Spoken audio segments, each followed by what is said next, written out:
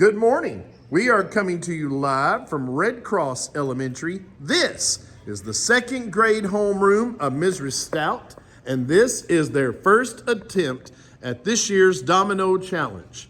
They have to get the last domino to fall in this triangle, building a chain reaction that passes through 15 1-meter zones. Have these ladies and gentlemen accomplished it? We shall find out.